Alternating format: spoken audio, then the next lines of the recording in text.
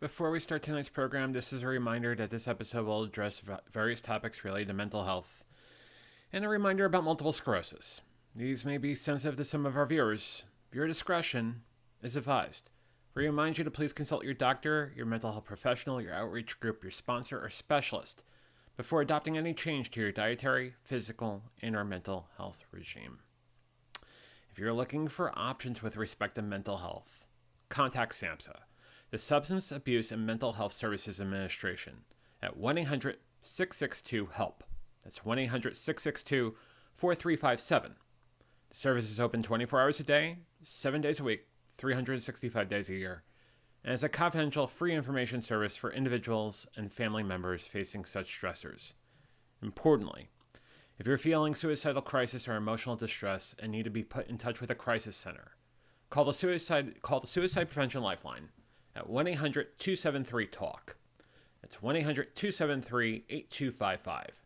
Or go to suicidepreventionlifeline.org. You can also text the word HOME to 741-741.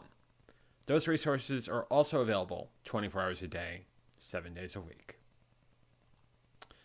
And then a very important note about something that has basically been paramount to me this year, and a reminder of something that I have gone through 11 years ago, in that of multiple sclerosis and demyelination. The National MS Society is a collective of passionate individuals who want to do something about MS now, to move together towards a world free of multiple sclerosis.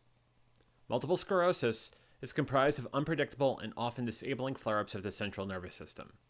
Such flare-ups disrupt the flow of information within the brain and between the brain and the body. The National MS Society is the largest private funder of MS researchers in the world, investing more than $1 billion to date. MS stops people from moving, but the National MS Society exists to make sure that MS doesn't. To contact the National MS Society, please call 1-800-344-4867. Once again, 1-800-344-4867. Or go to their website at nationalmssociety.org.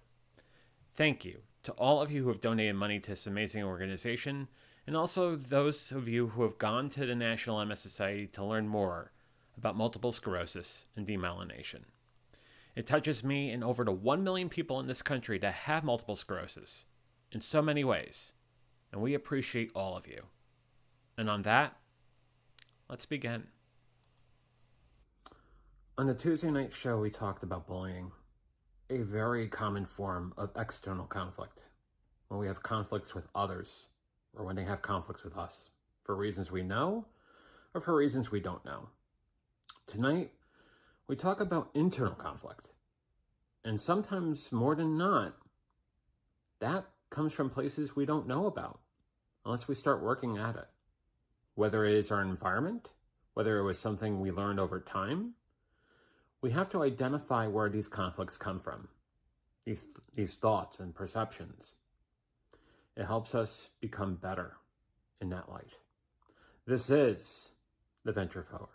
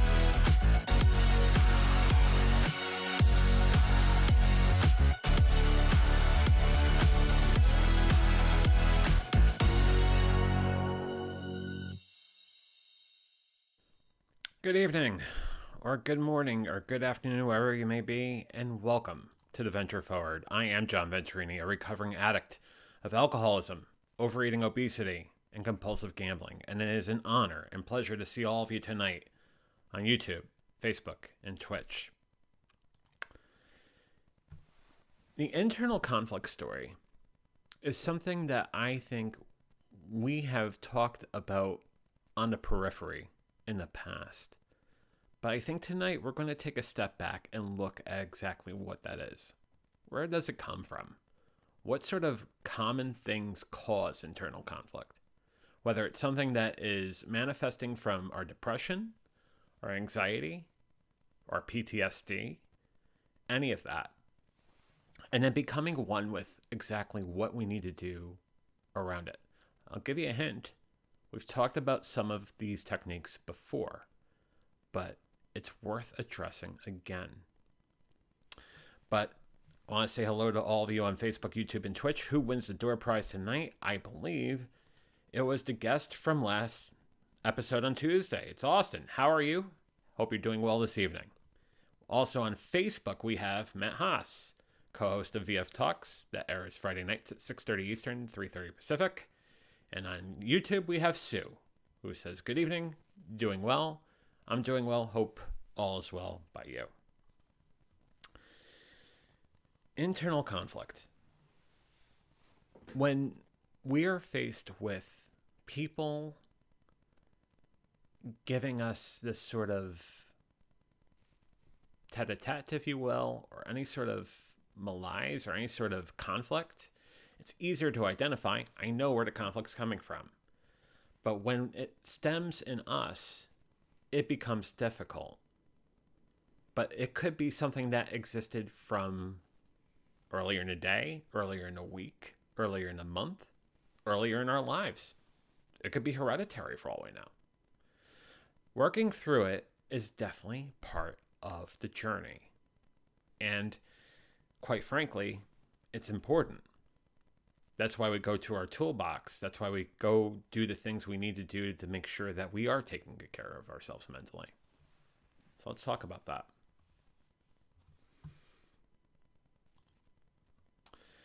Us versus ourselves.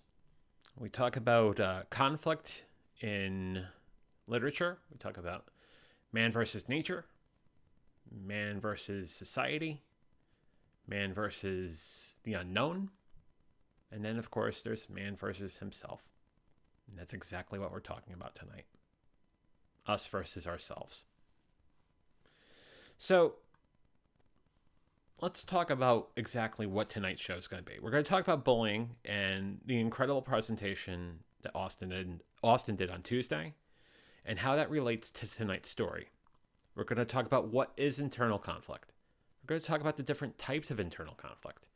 But then most importantly, how do we get that freedom from the conflict? And of course, during the show, we will take your questions and comments. So once again, thanks to Austin for Tuesday night's episode. It was a great presentation on bullying. I think it's something that we don't address often enough. And I think he had a lot of great opinions, a lot of great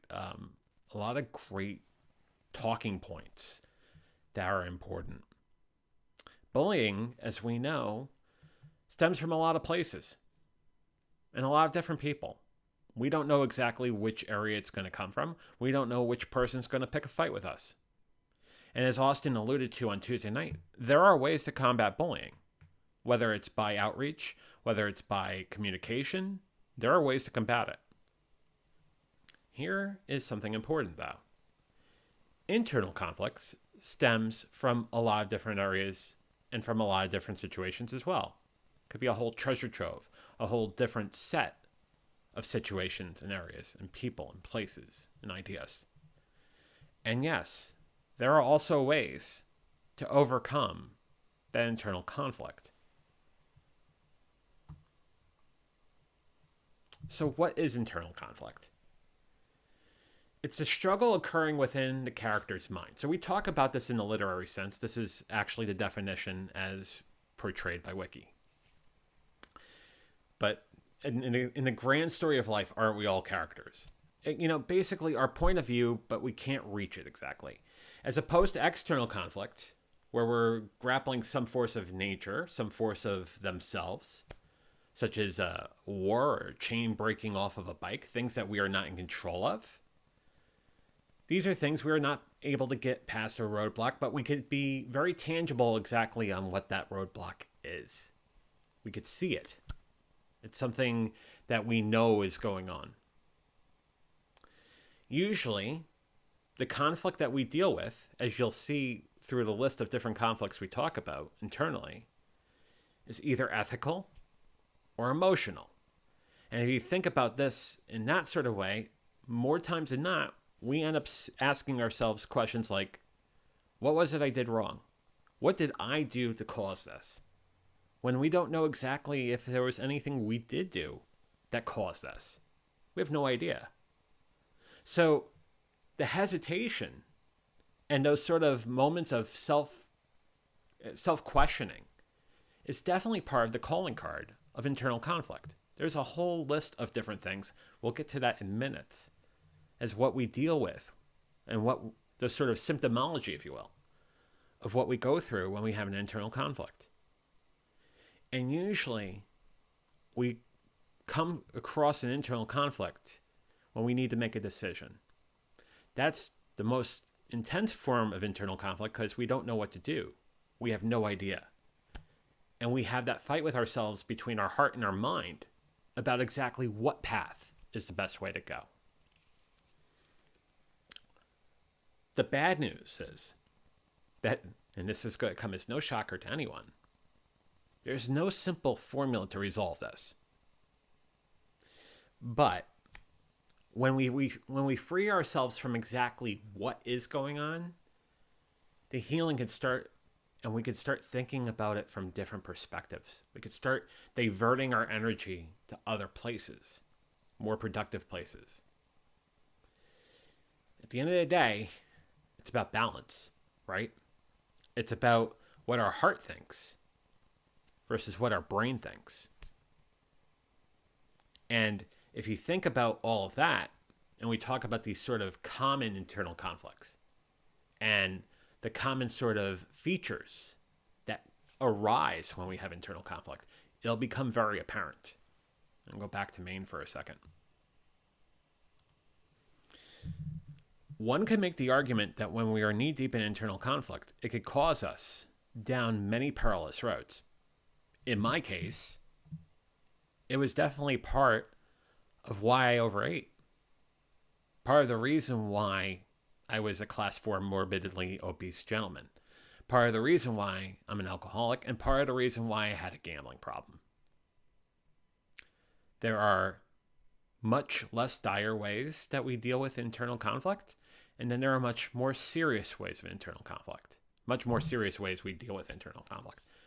What I'll say is in tonight's episode, we don't talk about exactly what addiction and internal conflict look like. We will spend time on that in the coming weeks. But for now, given the fact that we talked about bullying and we know that someone is causing us distress by an opinion, whether it's right or wrong, whether it's some sort of joke, and we could see that, when we don't see exactly what's going on with us in internal conflict, we need to identify what we are dealing with and how best to treat it. Christina over on Facebook says, hi, John. Christina, how are you tonight over on Facebook? I hope you are having a great evening. So that's what the definition of internal conflict is. But where does it come from? There are many different places where it comes from, but when we think about the top 5, we think about background. We think that sometimes more than not, things have happened either in our past or around us that form this internal conflict, whether it's that decision that we cannot make, or it's that sort of situation we don't know how to best process. That's definitely one place. Another place, and I'll address it, is upbringing.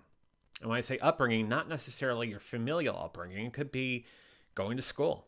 It could be anything that has been resonating with you from when you were a kid. The upbringing is a major player as far as internal conflict, inner conflict. Third piece would be belief in traditions. If you're steadfast in a certain way, a certain religion, certain spirituality, etc., or a certain set of traditions, dare I say superstition, if you will, that could be a place of internal conflict as well. Either some people don't understand your nuances as far as your beliefs and your traditions, or you're fighting to defend them. The fourth one would be society and our values. And that is sort of a play off of the previous in the sense that our society forms us in these sort of social rules, social mores, but then also our value system is in question. And that's a little bit of the belief, but that's certainly something where values play a major role in all of this. And then the last one I want to talk to you for a second about is PTSD. I'm going to go back to Maine.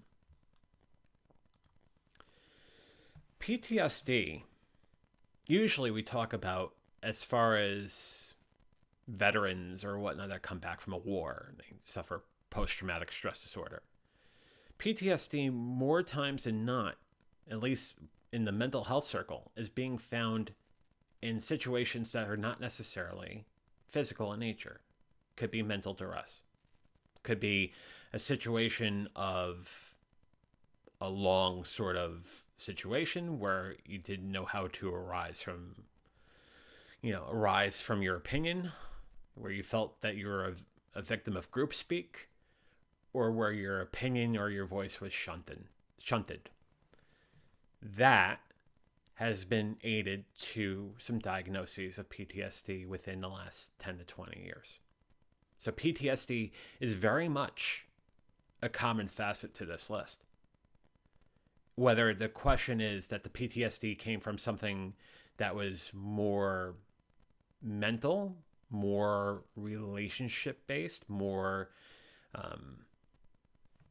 best way I'm looking for is from your familial friendship, other people's sort of perspective, people that are not necessarily you, but people that have a great effect on you, could be that. This can drive PTSD, especially when it happens over a long period of time. That's a list, but it's not a complete list. Not by any stretch of the imagination. These are just 5, but usually there are calling cards, certain features that you may find, symptomology as I called it before, that arise when you're dealing with internal conflict. That's what this looks like. These are just a list of 7, but it could be a lot more than this 7. The first one would be indecision for any reason. And it could be on the most simplest of things. And if it's something that happens once or twice, fine. If it's the sort of thing where you cannot make a decision over anything, that's an internal conflict. Maybe an internal conflict that you can't address. That's one. The second thing, as I talked about one's opinion being shunted, is what I refer to as group speak over self-speak. When your opinion basically is deferred for the opinion of others on an ongoing basis, when your opinion's not even heard, that is a calling card of internal conflict. Akin to that is when your point of view, you start discounting your own point of view in the sense that, oh, my opinion doesn't matter. When you find yourself saying that more times than not, that's internal conflict.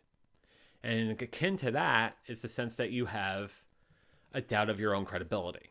When you start doubting every single facet about you. Now that's fighting a conflict really deep internally. As far as the situations that you're in, there's no stable mindset about that. You don't know which way to proceed. You don't know which way to go. Not having that sort of direction, not that sort of, thought, is definitely a behavioral calling card of internal conflict. Lack of commitment to a decision. And then going back to the opinion of a group and not the opinion of yourself, or fighting for the opinion of yourself. Basically, acquiescing to everybody else and not listening to what you're thinking, what you're feeling. These are important things. What you are thinking about, what you are feeling are very much important. And when you find that discounted and you start discounting it yourself, you have to start figuring out why. Lastly, and I would say most dire of the list, is uncertainty about life and purpose.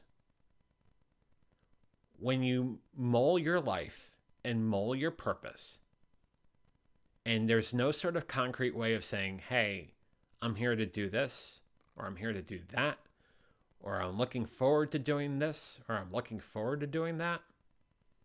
When you're in that sort of sea of just unsure of yourself, this sort of unsure nature, one would say that could be depression. One could say that could be anxiety, but one can always say that's internal conflict. Let's go back to Maine for a second. I could rest assured that the compulsions and addictions that are on that board have something to do with that. And I didn't have the right mechanisms to fight that over years. So instead of trying to figure out a way to fix it, I ended up putting food in my mouth. I ended up drinking. I ended up gambling. That's depression, but that's also PTSD, as we go back to the previous comment. Speaking of comments, let's go to the comments that's over here. Marilyn on YouTube says, hi, everyone. Hi, Marilyn. Hope you're doing well. Christine on Facebook says, being in a domestic violent relationship long-term can bring up PTSD in future relationships, turning to an addiction to alleviate the stress. Yeah. Very much so. I think we try to learn from the past. We try to figure out what exactly we experienced in the past and, come up with a safeguard to prevent ourselves from being in that situation from the past. But that doesn't stop the mind's sort of perception of dealing with things. It doesn't stop ourselves from coming close to that. So, yes, you talk about domestic violence. Yes, you talk about relationships that are more arduous and argumentative than anything else. Yes, you're thinking about situations where opinions are being squelched for no apparent reason or out of fear. Yes, it's a whole treasure trove of different things that are associated with that. But you're spot on. Sarah says, great slide. I need a PDF of it. I will send you the PDF following this show. Sarah asks, are internal conflict parts colliding? Yes. Yes, it is. If we're going to talk about part therapy, we're going to talk about internal family systems for a second. Yeah. The parts of ourselves, the parts of the things we deal with are collision points. And then it becomes a question of how best to treat those. Are those parts acting in a management sort of way? Are they acting as a firefighter? That's a question too. But there is a collision of parts going on there. Whether the parts are very easy to see that this sort of situation over here is causing me this sort of internal strife, or something that I was brought into over time, or something I remember from a long time ago. All of which, fair game. Very much fair game for what is deemed an internal conflict. And Easy over on YouTube says, good afternoon, hope you're doing well. So, that's what the calling cards look like. Let's go one deeper. What are the types of internal conflict? And some of these are going to be very obvious. Given what we've gone through over the last 2 years and being in quarantine or having a lot of conversations, some of these bullet points are definitely part of it. First one would be morality. The question of morality, whether it is your morality being in question or the morality of, or other people questioning your morality. That's part of that list as well. Part of that list for sure.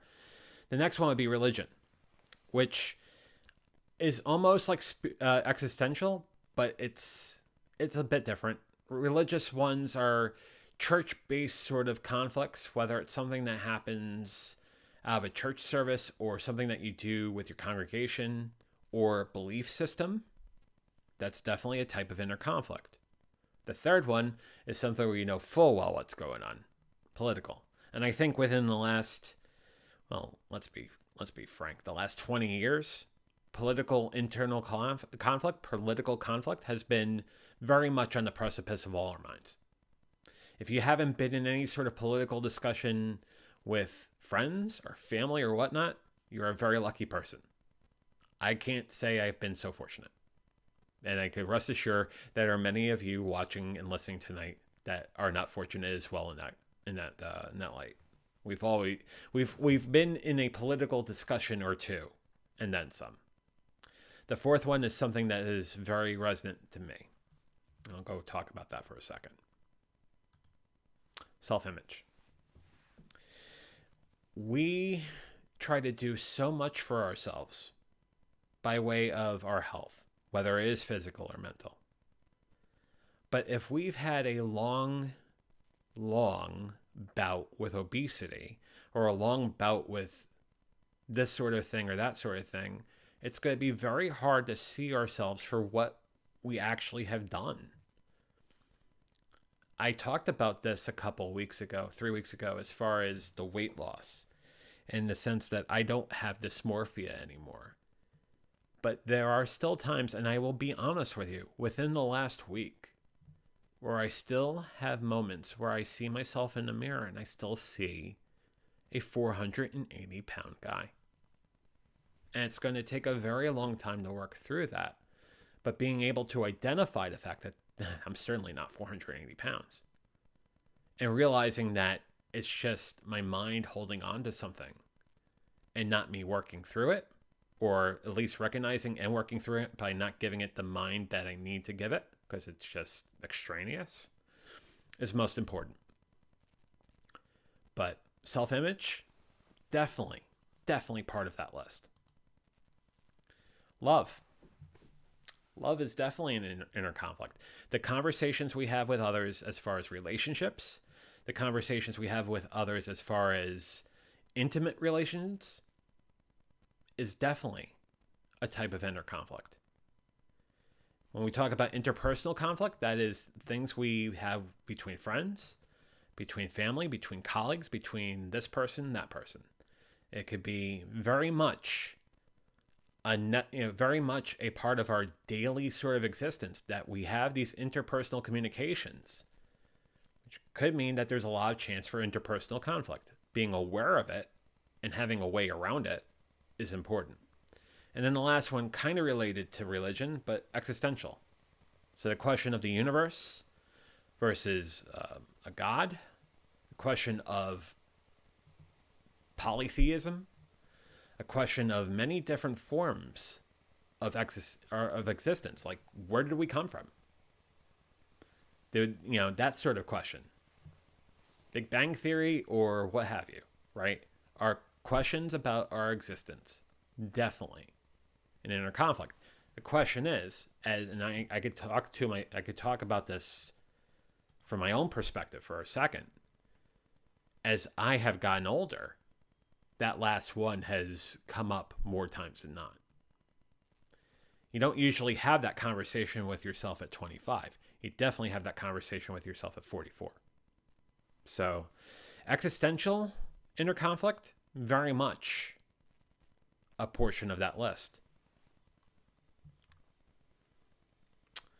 Easy on YouTube says, that picture on the bottom right where it says stupid, worthless, ugly, I experienced that back in 1997. I suffered a lot of loads of conflicts, but today majority of those thoughts have been removed. Yes, but that took a lot of work. Easy, hasn't it? I'll go back to that graphic, because when we have that sort of inner conflict about ourselves, we start, try to mouse this around here. We start thinking these words about ourselves. We start having such a negative opinion about ourselves. And it comes from the most crass of places. Things that are just not founded correctly. No one should ever call themselves those things. No one should ever feel those things about them or even think. We are all capable of being incredible people, incredible forces of nature. We are able to manifest anything.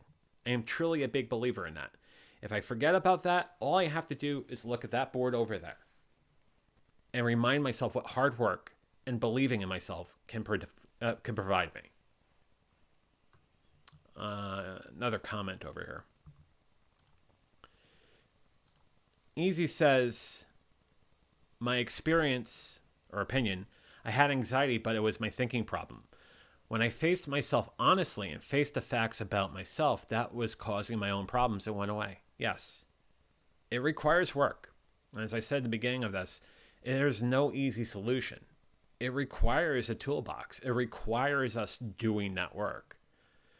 For me, it's a threefold toolbox. It is journaling, it is meditation, it is therapy. All three of those things working in tandem. I would also say corollary to those three is the time you spend with others talking about this, getting your thoughts out, and really just being in a loving, caring community to talk about these things, whether they are things that you have experienced or things that you're fearful that might happen. It's the anxiety piece, right? We talk about depression, about things that have happened in the past. We talk about anxiety, about things that have happened that did not happen yet, but may happen in the future. Both play a hand in all of that.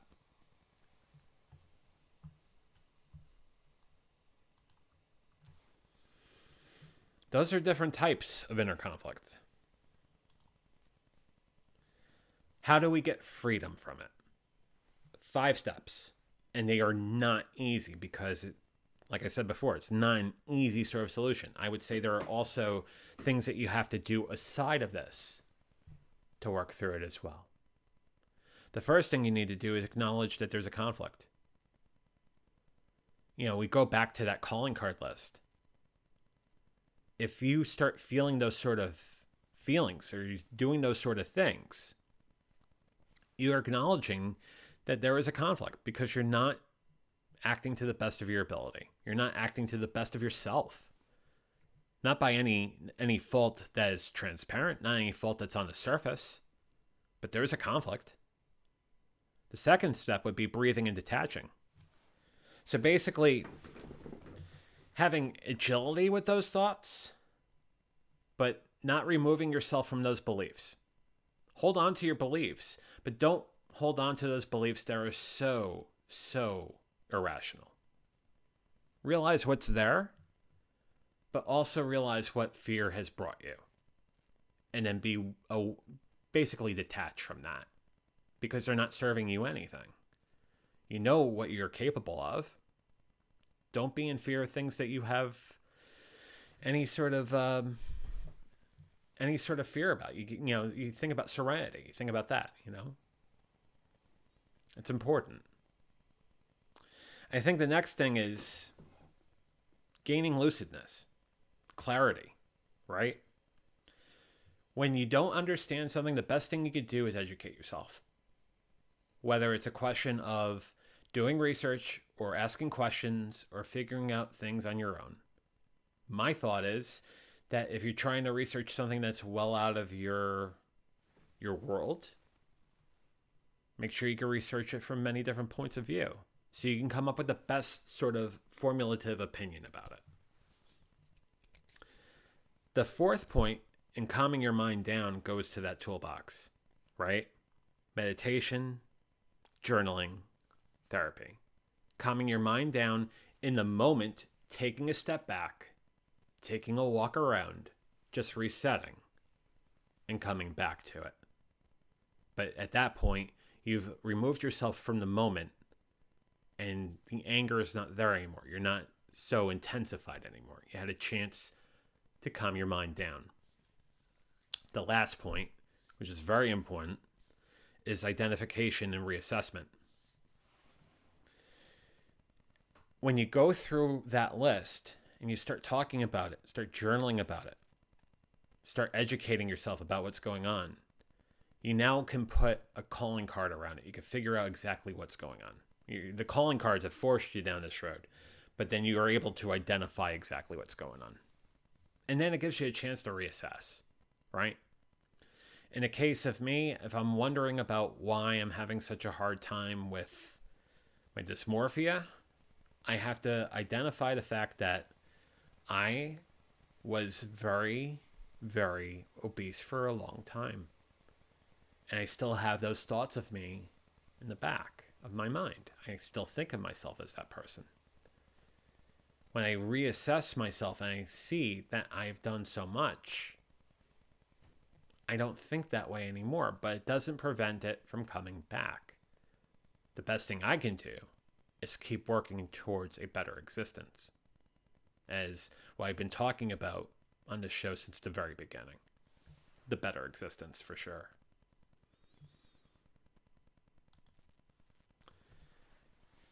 I find more times than not that when I have problems inside, I have these sort of internal conflicts, I find that the sessions I have with my therapist become the most intense in the sense that I have all these questions that I don't know exactly what to do. I'm unsure. I'll go to those sessions with a treasure trove of questions, either in day one or on a piece of paper somewhere. And because I've identified exactly what I'm feeling and I'm willing to work through it, have another voice, another opinion, a therapeutic opinion, I know that I'm doing the right thing. When I write stuff down, whether it's on paper or in my journal, I know I've done myself a great service there as well. When I'm sitting cross-legged on my bed for 15, 20 minutes in the morning, meditating, I know that I'm trying to get myself centered. This way, even if those thoughts are ruminating, they don't make that sort of appearance. Now, granted, this is completely different than what we talked about on Tuesday with bullying. But if you think about the bullied mind never comes from a place of rationality. The bullied mind comes from a place of irrational mind, or an irrationality rather. So the best way we can combat that, outside of the great advice that Austin gave us on Tuesday, is proceed with rationality. Proceed with our best interests at heart. Proceed with our wisdom, our love, and our care first and foremost, so we can then share that to anyone and everyone. Internal conflict is definitely a part of this life. It will always be a part of this life. But I think when we recognize it, we stand to do the best sort of things for us. We could have the best sort of breakthroughs, the best sort of moments in our life that we can have. We must never lose sight of that. Bit of a programming announcement. There will be no VF Talks tomorrow night. So a certain person wanted to go to Hershey for Candyland, the part of the holiday festivities over at Hershey Park. I will be joining that person who happens to be a co-host of this show tomorrow. So there will be no VF Talks tomorrow night. I have a question for all of you, though. And you'll look at the closing slide at the end of this. Tuesday's topic just says the journey continues. I don't have any topics arranged for Tuesday. I have a thought. Would you like to do another edition of VF Talks on Tuesday night? Because, of course, next Friday we'll have another VF Talks on the day after Thanksgiving when you come back from shopping or whatnot. Does anyone go to Black Friday sales anymore? I'm certainly not one of those. But anyhow, the thought is, if you want to do a VF Talks on Tuesday, let me know. I'll bring up my graphic real quick. That would be theventureforward@gmail.com. Let me know if you want to do another VF Talks on Tuesday in addition to Friday next week. I'm definitely all for it. If not, I do have a couple of topics in mind, and I will let you know exactly what the winning topic is if I don't hear that you guys want to do a VF Talks on Tuesday. So just let me know, and we'll work that way. That said, I'm looking forward to tomorrow over at Hershey Park. Going to be a great time. I'll try to we'll try to do some video and photos from Hershey Park and put that on Facebook and Instagram. Get everybody enjoying that sort of thing. Looking forward to it big time. And then on Tuesday, looking forward to continuing the venture forward, whether it is another topic, I got a list of 2 or 3, or we do a special VF Talks.